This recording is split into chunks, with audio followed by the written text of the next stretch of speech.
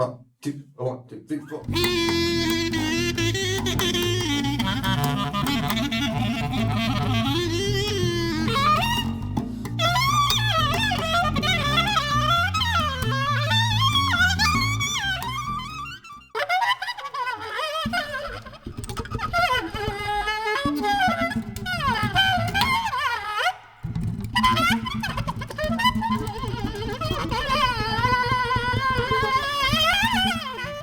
So now changing subject a little bit or getting into the subject of playing today. So we just played some music, which was, how did you feel about that? It was good. I didn't know how it would go. We haven't played music in quite a few. Yeah. Yeah, I feel like I'm in a kind of transitional period playing wise.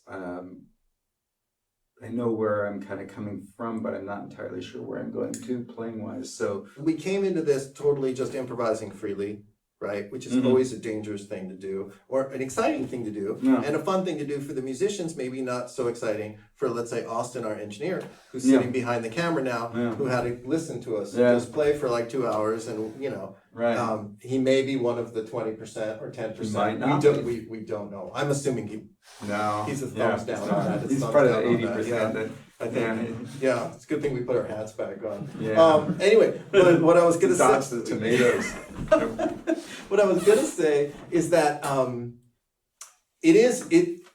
okay, so it's interesting. We haven't played together in a long time.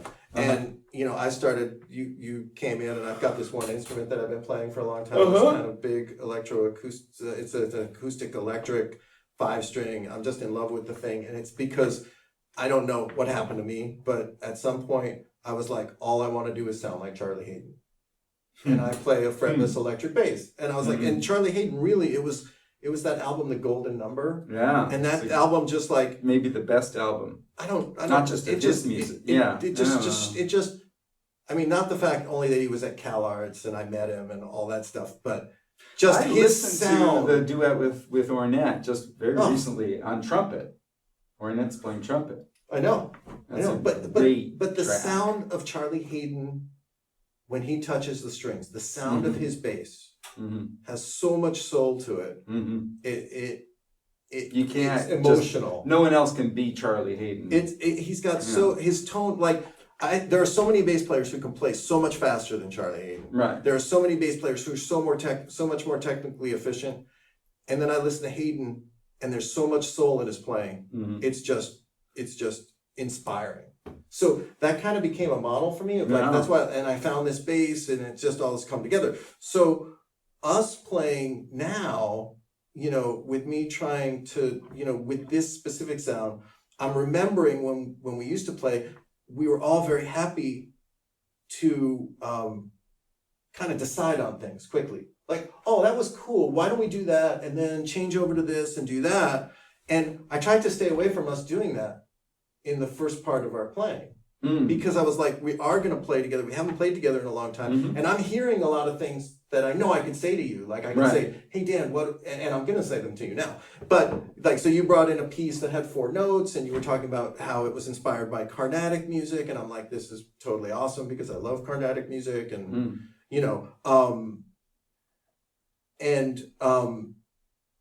we played it, and then we played it again, and I could hear us like just sort of formalizing things without talking, and also recognizing certain things in your playing, certain modal aspects, and me trying to actually like, okay, I don't necessarily want to go there right now. So there's a lot, us playing here today is making me realize how much time we spent together playing each other's music. And even cut to like 10 years having not done it. Right. I'm hearing those patterns. I don't know if you are. So, because but what I was going to say is that, so there's this one tune we've been playing, to get specific about it. So you brought in this Carnatic piece. It's got these 4 notes. It's got an opening section with these long held tones, and you've got some repeat bars there. And so we're going to do that over and over again. And then there's like a little sort of modal bass line that's being played with the 4 notes, right? Which is really mostly a minor scale. And you've got some melodic patterns that you're playing over that. which is in some ways similar to some of the new Monsters music of yours that we play. Yeah. Either you can start or I can start. I think it'd be better if you started actually playing some of the melodic material, in time. Like you've got this is all very in time. So now it goes in, yes, right? That's in time. Then I will join you, or I can start. That would be more conventional for me to start, laying out a bass line. You come in with the modal stuff. We improvise on that for a while, and then I'm thinking that I would drop out. Okay. And then you would continue and play what you're going to play, and then at some point go to that low tone, low and you start to hold the long tones. When I recognize that, I can go up to the higher end of that instrument because I really love the higher end of the bass. Yeah, that's the new part for us, is that you've always been a pretty low bass player. I've been to maintain low tones. Yes. Yeah. No, and that's what happened to me is I got this 5-string. I thought, how big a deal could one extra string be? When I got this bass, it's just one string. It's not a big deal. A guitar at the stage. It's a guitar lacking the top string. Well, it's ridiculous. It's like one extra string, so you're thinking this isn't going to be so bad. And of course, when I got that bass, everybody's like, "Oh, you have to tune down to the low B." Mm-hmm. I'm like, okay, maybe that works for like an alembic or one of these like super slick electric basses where now you've got that. On this bass, it just sounds like it just doesn't sound right. So I'm like, I want to go up to the C, which most people don't do that. And so now I'm all like, oh, wow, I can make a chord. I just never thought about bass that way. So just the one extra string and the extension on this bass, it's humongous. It's like playing this beast. I'm like hunched over to get there, So then I can do that, kind of play around a little bit while you go low. And then how are we going to find, I guess the question I have for the end of this arrangement is how would we find our way back? I think you come back down. Do I stop or do I kind of fall into it, like organically out of my solo, just fall into it? You could even sort of give me a kind of visual cue. You could nod or something, right. and then I'll go back to playing the written stuff for just a short time, right, and bring it to a close, like 8 bars more or something. Right, and do you want to end on the going back to the top with those two? Where you go to just the whole notes? The whole note held stuff, or do you kind of want to find an ending just from the? I think we could find an. I don't think we need to go back to the whole notes necessarily. Yeah. Okay. Yeah. Yeah. Well, let's do that. Want to do that? Sure. Okay. Maybe this is what they'll actually see. Us hashing out how we're going to play this piece. Yeah. Did you notice I've brought in one of the newer things that I've been doing? I always think things are new, and then I hear a recording of myself from 20 years ago, and it's like, oh, I was actually already doing it 20 years ago. Already. Oh, oops. Yeah. That I stole from Charlie Parker and David Gilmour of Pink Floyd, that is. Charlie Parker, David Gilmour.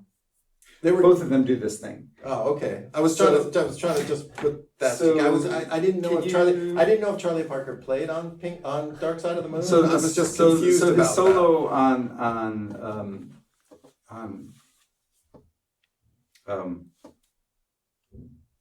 On the wall. What's we don't need no education. What's the name of that? That's not the name of the song. No, sarcasm in the classroom. Teacher, leave the kids alone. All y'all is just another brick in the wall. Brick in the wall. Okay, that's like the title. So there's things about that solo. I'm fairly convinced that that's not just the best guitar solo of all time.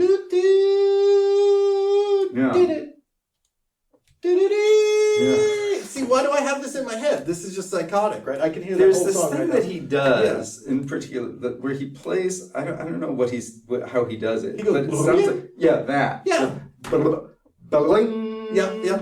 And the first two, the pickup, those two. Yeah. Those are very dry sounding, as though he's muting those strings slightly, and then it goes into a long. That's right. Tone. Okay, so that thing, which I think he does a couple times, that solo. Yeah. And it's like, so that's what I've been doing. Wait, but where does the Charlie Parker come in with that? Charlie Parker would also do these two notes. He would do da-ga-da. Oh, okay. Like sometimes. Da-ga-da. And I'm not sure. I don't know other saxophonists who do that.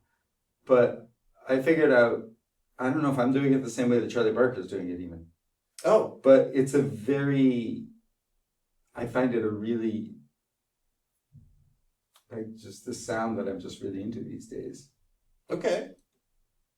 So I just thought I would put that out there for listeners. Absolutely. You know, see if you hear the David Gilmour thing. Charlie Parker combination. Charlie Parker. Charlie Gilmour. Da-da-da-da. Like, I don't know. You know what I'm saying? Like, well, this, yeah. He does it in a number of places.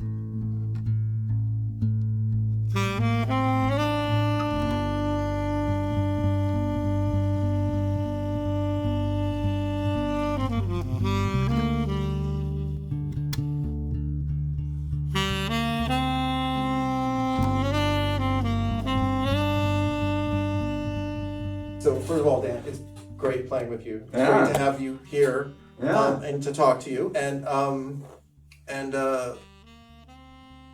thanks.